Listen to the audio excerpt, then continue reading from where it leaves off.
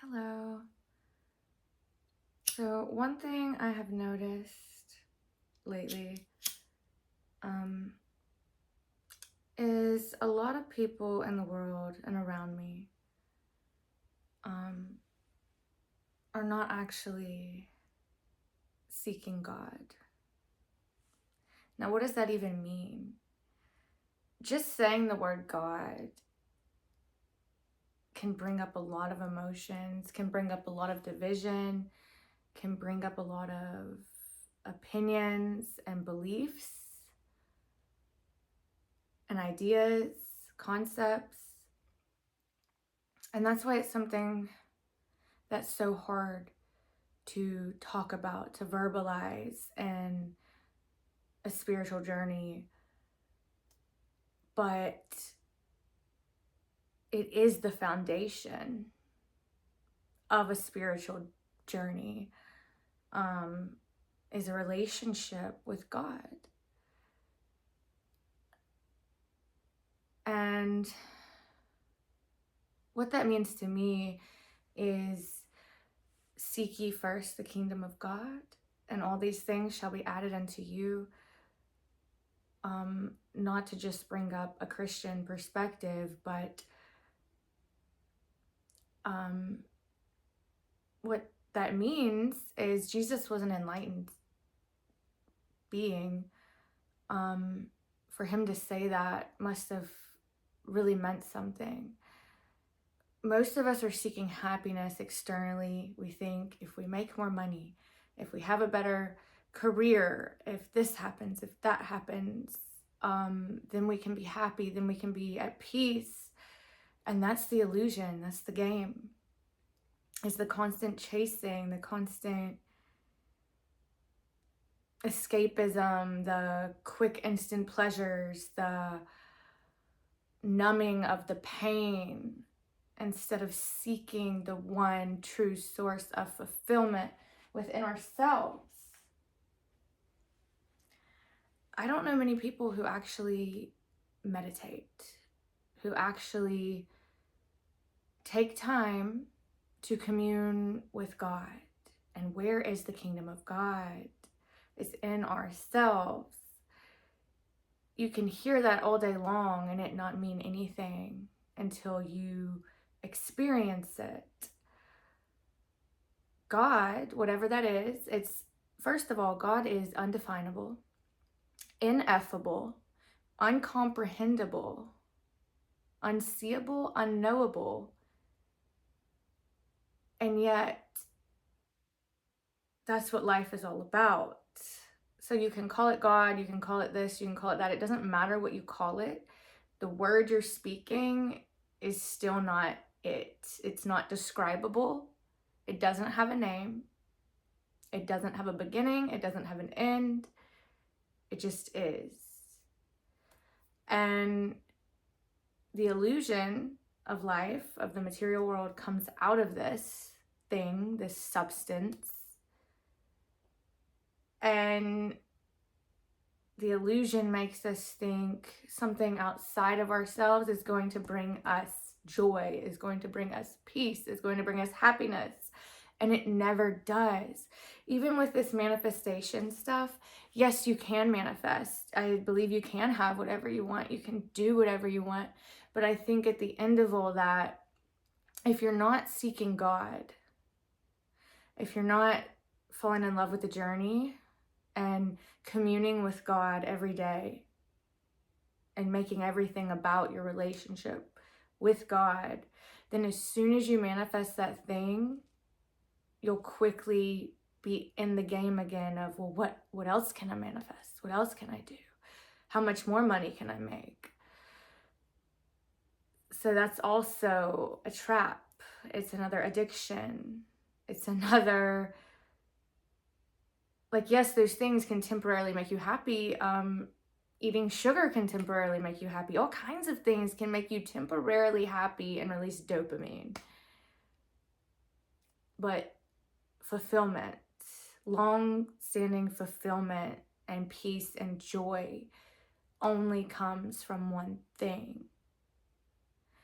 And you can't really explain to anyone how to get there, because the roadmap, there's not a roadmap. There's not a one size fits all. There's not point A to B to C and you're guaranteed to get there. Everyone's journey is completely unique, completely tailored for them. What's good for one may be bad for another. What's bad for one may be good for another. That's why we cannot judge. We cannot push our beliefs on others, because the only person that you can have any control over is yourself. And through your focus on yourself and your relationship with God, that's how you find happiness, peace, fulfillment, joy, love. That's how you fulfill your life's purpose, the purpose that's bigger than just the materialistic manifestations.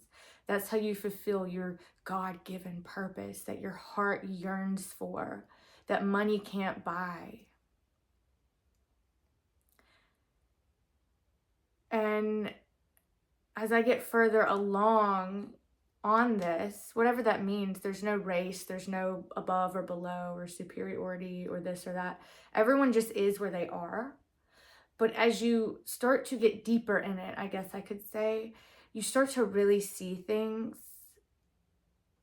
that not many people are truly seeking God. And it becomes harder and harder sometimes to really have deep relationships with people. And that's the part that I guess I'm on.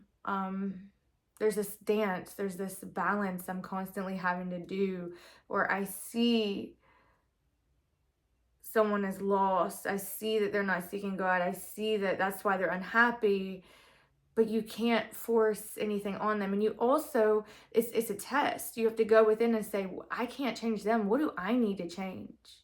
What do I need to change to make me be more accepting right now, to be more loving right now, to be less judging? I don't want to be the judger.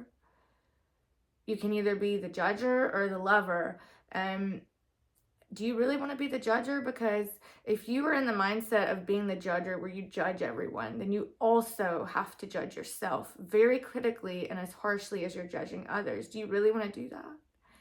Because the truth that you'll find, that I found at least, is God is love and is non-judgment and is accepting and forgiving. So when we align with being a judger, I instantly feel separated from God.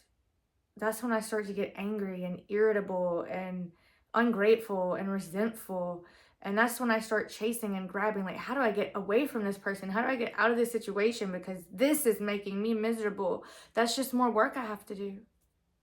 And yes, it's endless work. But the thing I have noticed is when I turn inward, and it can be as simple as taking a breath and saying, oh yeah, God, I love you. I love you, God. There you are. You just remember. You just remember. It doesn't matter if you're standing in a grocery store, you're in traffic, you're dealing with someone irritating you.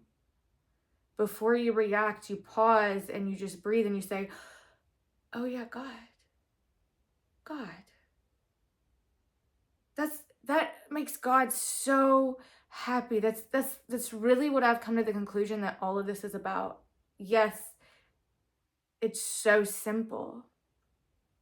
Just remembering. It's not about telling the whole world, I believe in God, or saying these big, long, loud, elaborate prayers. It's not about telling people you meditate or you do this or you do that. In fact, everything you do to build your relationship with God, I believe it's meant to be kept in secret. You don't tell anyone what you're doing. And then the fruits speak for themselves. You become more patient. You become more kind. You become more resilient, more loving. You start taking care of yourself more. And it's not to show everyone, oh, look at me, I love God. It's because you have a relationship with God. It's not to prove anything to anyone. It's not to validate anything to anyone. It's because you genuinely love God. And you think about, and no, you're not going to be perfect. You don't just poof,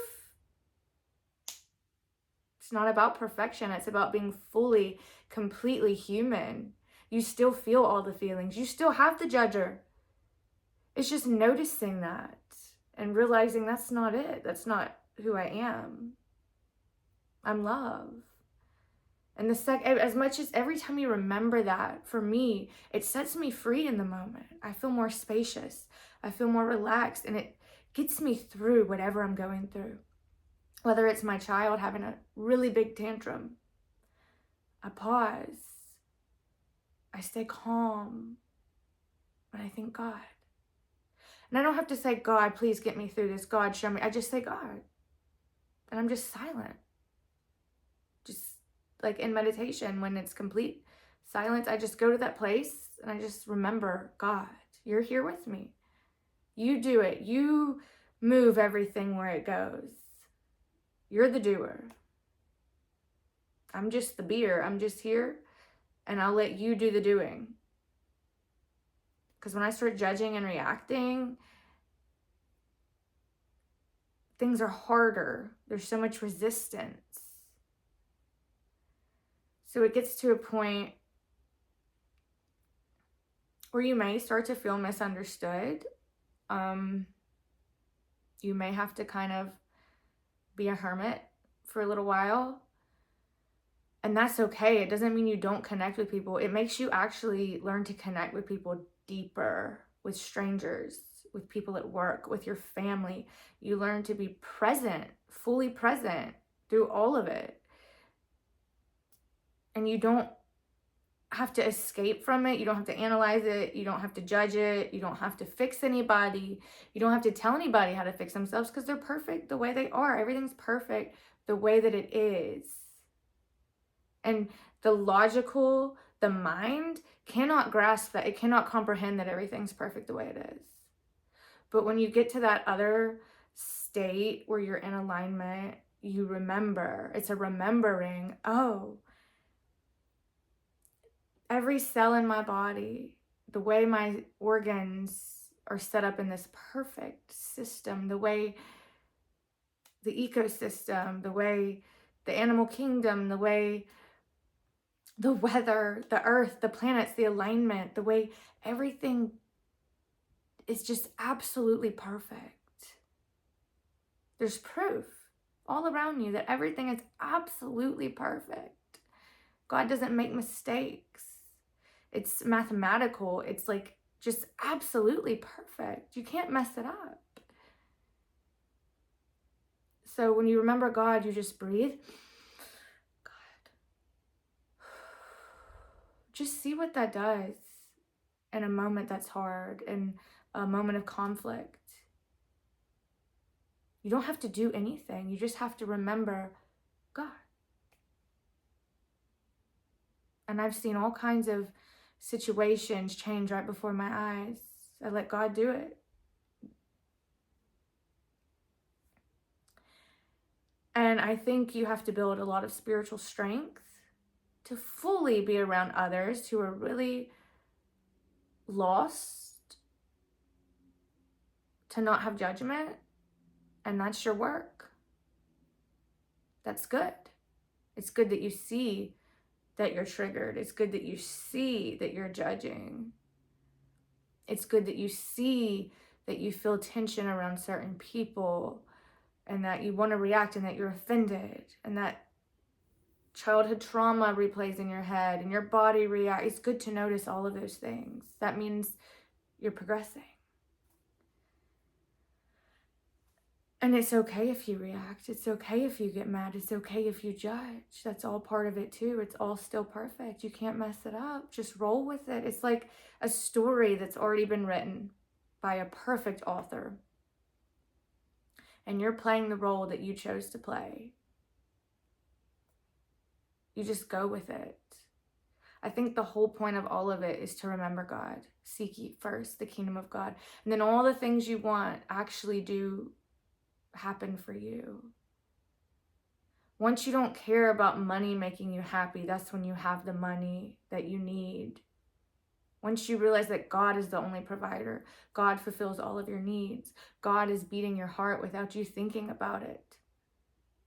And and you let go of how you think things should be and how you wish other people acted and behaved, and you just get your mind out of it. Stop thinking so much. Stop all the thinking. Remember God. I've really seen really miraculous things. However, life itself is a miracle. God itself is a miracle. This experience is a miracle. So miracles are not anything abnormal. I think it's actually more abnormal to not experience miracles in your life or to not recognize what a miracle this all is. So if anyone relates to any of this, feel free to leave a comment if you have anything to say. If there's anything specific you have questions about or want to talk about, want me to talk about, let me know. I hope you all have a beautiful, amazing day and a wonderful week, and I love you.